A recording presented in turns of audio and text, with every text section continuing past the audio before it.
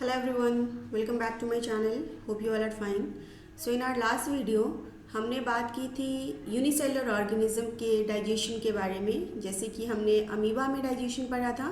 इसके अलावा हमने पैरामीशियम के अंदर भी डाइजेशन की बात की थी कि इन दोनों ऑर्गेनिज्म में डाइजेशन जो है वो किस तरीके से होता है। ठीक है, ओके। आज के वीडियो में हम बात करेंगे न्यूट्रिशन इन ह्यूमन, या बोलिए डाइजेशन इन ह्यूमन। ह्यूमंस में डाइजेशन कैसे होता है इसके बारे में हम डिस्कस करेंगे। ओके, सो पहले थोड़ा डायग्रामेटिकली समझिए कि आपका जो पाथवे है वो कैसा है, इसके बाद बाकी बातें करेंगे हम। ठीक है, देखिए ये आपका जो है ये एक फूड पार्टिकल है, this one the red one, this is the food particle. ये फूड पार्टिकल सबसे पहले जाता है हमारे माउथ में, हम अपने हैंड की मदद से अपना खाना अपने माउथ में रखते हैं। ठीक, फिर ये फूड जो है थोड़ा बहुत डाइजेस्ट होता है हमारे माउथ के अंदर। उसके बाद ये पहुंचता है दूसरे नंबर पे हमारे ईसोफेगस के अंदर। ठीक है, ईसोफेगस को हम फूड पाइप भी बोलते हैं। तो ये खाना पहुंचता है हमारे फूड पाइप ईसोफेगस के अंदर। ठीक है, एक स्पेसिफिक मूवमेंट करता हुआ जिसको कि हम पेरिस्टाल्टिक मूवमेंट बोलते हैं।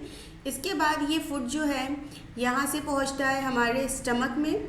ठीक है, थर्ड नंबर पे स्टमक में जो हमारे स्टमक की वॉल होती है वो कुछ एंजाइम सिक्रीट करती हैं। वो एंजाइम्स उस फूड पे एक्ट करते हैं, उसके बाद उसको थोड़ा डाइजेस्ट करते हैं। उसके बाद वो पार्शियली डाइजेस्टेड फूड जो है वो पहुंचता है हमारे स्मॉल इंटेस्टाइन के अंदर। और फाइनली जो भी फूड पार्टिकल है उसका फाइनल डाइजेशन कहाँ हो जाता है, हमारे स्मॉल इंटेस्टाइन के अंदर हो जाता है। ठीक है ना, वहाँ पे फिर फूड जो है वो अब्जॉर्ब भी हो जाएगा, जो भी डाइजेस्टेड फूड होगा, और जो अनडाइजेस्टेड फूड होगा उसको पास ऑन कर दिया जाएगा लार्ज इंटेस्टाइन के अंदर। ठीक है, लार्ज इंटेस्टाइन में अनडाइजेस्टेड फूड पास हो जाएगा, वहाँ पे टेम्प्रेरी पीरियड ऑफ टाइम के लिए स्टोर रहेगा, और उसके बाद एनस के थ्रू वो जो फूड है वो क्या कर दिया जाएगा, वेस्ट प्रोडक्ट उसको एक्सक्रीट आउट कर दिया जाएगा। ठीक है, तो इन्हीं बातों को हमें पढ़ना है, पढ़ेंगे एक बहुत ही सिंपल तरीके से, एक फ्लो चार्ट के तरीके से। ठीक है, आपको सारी बातें समझ में आ जाएंगी। I will assure you that, please ध्यान से देखिए। ओके, चलिए तो पढ़ते हैं डाइजेशन, जो आपका फाइनल डाइजेशन है वो कैसे होता है उसके बारे में। देखिए, a very important flow chart, बहुत ही ज़्यादा important. I am considering it as a master slide. ठीक है, ये आपका मास्टर स्लाइड है, बहुत ही इंपॉर्टेंट, एक्सट्रीमली इंपॉर्टेंट। इसमें से एक ना एक क्वेश्चन आपको आपके बोर्ड्स में ज़रूर मिल जाएंगे। ठीक है, देखिए तो सबसे पहले फूड कहाँ आया, माउथ में। ओके, माउथ के अंदर जब फूड आया तो माउथ के अंदर हमारे पास प्रेजेंट होते हैं टीथ। हमारे टीथ क्या करते हैं, उस फूड को च्यू करते हैं, उसको ग्राइंड करते हैं। ठीक है, ग्राउंड करके उसको बड़े फूड पार्टिकल से स्मॉलर फूड पार्टिकल में कन्वर्ट कर देते हैं। ठीक है, इसके बाद क्या होता है, हमारे माउथ के अंदर प्रेजेंट होता है एक ग्लैंड जिसको हम बोलते हैं सलाइवरी ग्लैंड। ठीक है, ये सलाइवरी ग्लैंड क्या करता है, सलाइवा सिक्रीट करता है।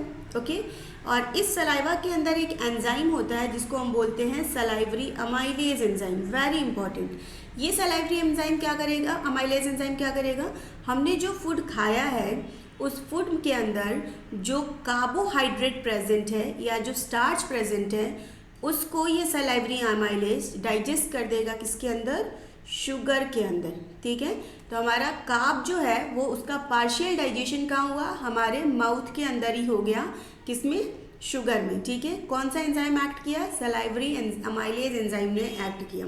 पार्शियली डाइजेस्टेड फूड है, अब वो जो पार्शियली डाइजेस्टेड फूड है वो कन्वर्ट हो जाता है एक बोलस के फॉर्म में, फूड बोलस बोलते हैं उसको। ठीक है, जब हमारे फूड के साथ हमारा सलाइवा मिक्स हो जाता है तो वो एक बॉल लाइक स्ट्रक्चर बना लेता है जिसको हम बोलते हैं फूड बोलस। ठीक है, फिर हमारा टंग जो है मदद करता है उस फूड बोलस को बनाने में, रोल करके। इसके बाद हमारे फूड को टेस्ट करने में भी मदद करता है। फिर ये जो पार्शियली डाइजेस्टेड फूड बोलस जो है ये कहाँ जाएगा, माउथ से पहुँचेगा हमारे ईसोफेगस में। ईसोफेगस में पहुँचेगा कैसे, माउथ से ईसोफेगस में, ईसोफेगस तक फूड को पहुँचाने के लिए हमारा जो ईसोफेगस का पाइप है वो करता है एक स्पेशल मूवमेंट जिसको हम बोलते हैं peristaltic movement, TALTIC, peristaltic movement. ठीक है ना, पेरिस्टाल्टिक मूवमेंट में क्या होता है, हमारा जो एलिमेंट्री कैनाल है, जो हमारा फूड पाइप है, हमारा जो ईसोफेगस है वो कॉन्ट्रैक्शन और एक्सपेंशन करता है, जिसकी वजह से हमारा फूड जो है वो क्या होता है, हमारे इसोफेगस में ऊपर से लेके नीचे तक आता है और फाइनली हमारे स्टमक में पहुंचता है। कैसे? जैसे मान लीजिए ये हमारा फूड पाइप है, ठीक, तो इसमें जो हमारा फूड पार्टिकल है ये एंटर किया, तो ये क्या करेगा, यहाँ के पोर्शन को इस तरीके से एक्सपेंड कर देगा, ठीक है, जिसकी वजह से ऊपर से प्रेशर लगेगा ये फूड पार्टिकल का, तो ये यहाँ पे आ जाएगा, ठीक। जैसे ही ये इधर आएगा, अब नीचे वाला पोर्शन एक्सपेंड कर जाएगा, ऊपर वाला पोर्शन जो है वो क्या रहेगा, कॉन्ट्रैक्ट हो जाएगा वापस से। इसी तरीके से कॉन्ट्रैक्शन और रिलैक्सेशन करता हुआ ये फूड जो है वो आगे की तरफ बढ़ेगा। इसी मूवमेंट को हम बोलते हैं पेरिस्टाल्टिक मूवमेंट। मैं एक वीडियो लिंक कर दूंगी मेरे डिस्क्रिप्शन में, पेरिस्टाल्टिक मूवमेंट का वीडियो है वो, ठीक है, किसी अदर चैनल का है बट आई विल लिंक, तो आप प्लीज़ उसको देख लीजिएगा, आपको समझ आ जाएगा कि पेरिस्टाल्टिक मूवमेंट कैसे होता है एक्चुअली में, ठीक है ना। ओके, इसके बाद फूड हमारा पहुंचा पेरिस्टाल्टिक मूवमेंट करता हुआ कहाँ, हमारे स्टमक के अंदर।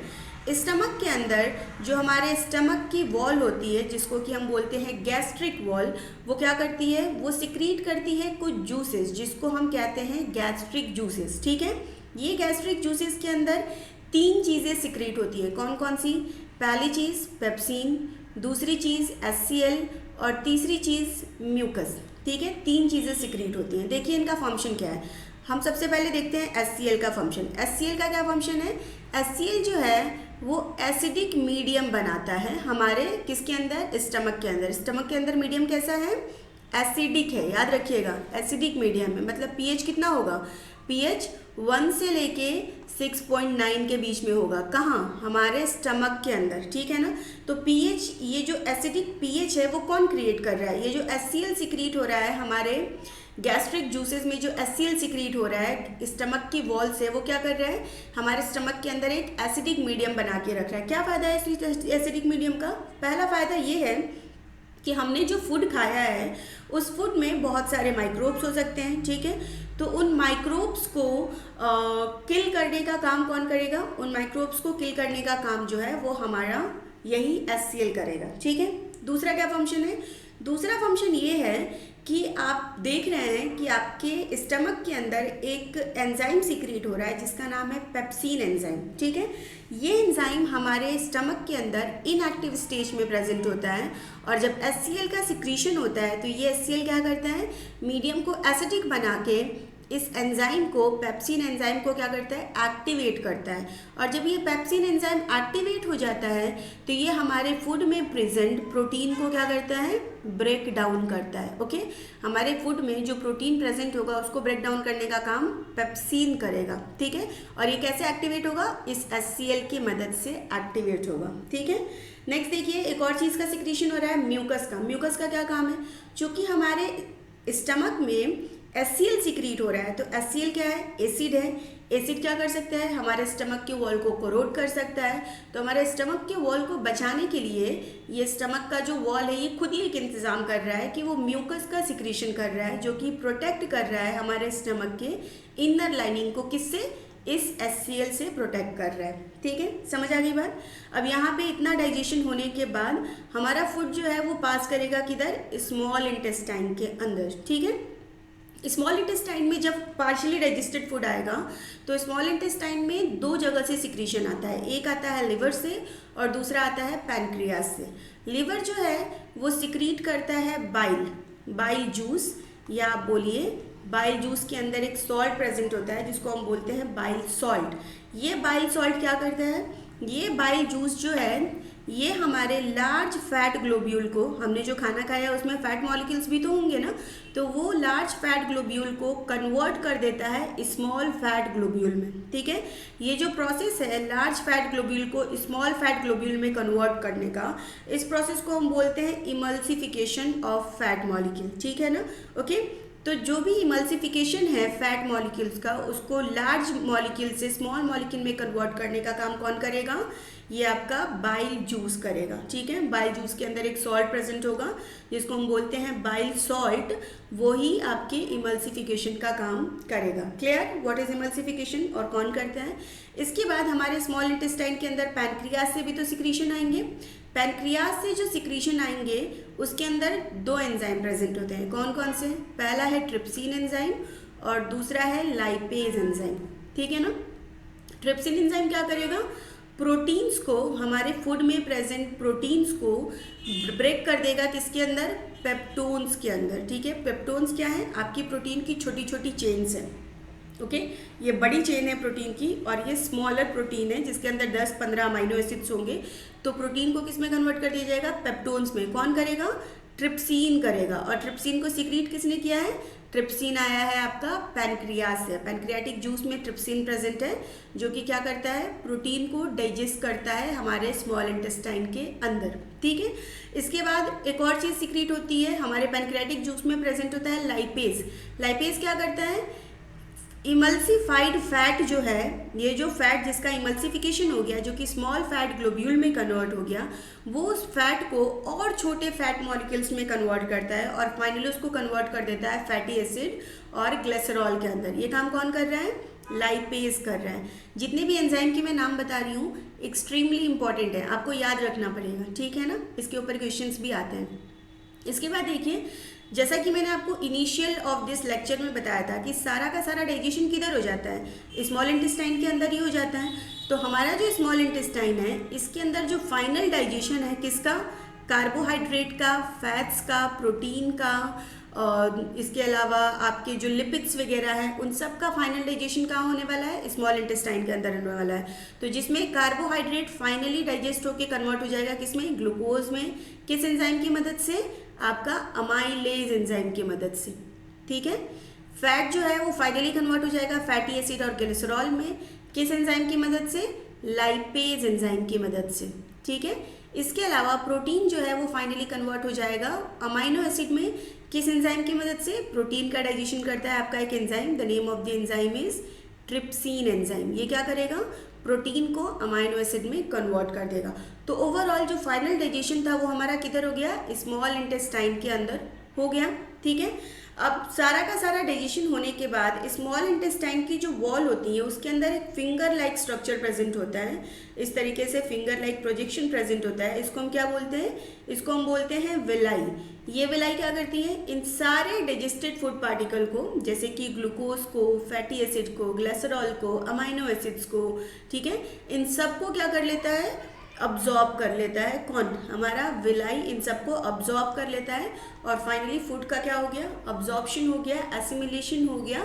हमारे सेल के अंदर फूड के जो मॉलिक्यूल्स थे एनर्जी के फॉर्म में पहुंच चुके हैं। ठीक है, फूड मॉलिक्यूल्स पहुंच चुके हैं, एनर्जी के फॉर्म में अभी कन्वर्ट नहीं हुए हैं, उसके बाद हम रेस्पिरेशन में करेंगे। लेकिन क्या आपने जितना फूड खाया है सारा फूड डाइजेस्ट हो गया, ऐसा होता है क्या, नहीं, कुछ ना कुछ वेस्ट प्रोडक्ट बचे रह गए होंगे। ठीक है, तो वो वेस्ट प्रोडक्ट अब क्या होंगे, स्मॉल इंटेस्टाइन से ट्रांसफर कर दिए जाएंगे लार्ज इंटेस्टाइन में। ठीक है, लार्ज इंटेस्टाइन में इस वेस्ट में प्रेजेंट एक्सेस वाटर को क्या कर लिया जाएगा, अब्जॉर्ब कर लिया जाएगा, जो भी एक्सेस वाटर प्रेजेंट होगा उसके अंदर वो।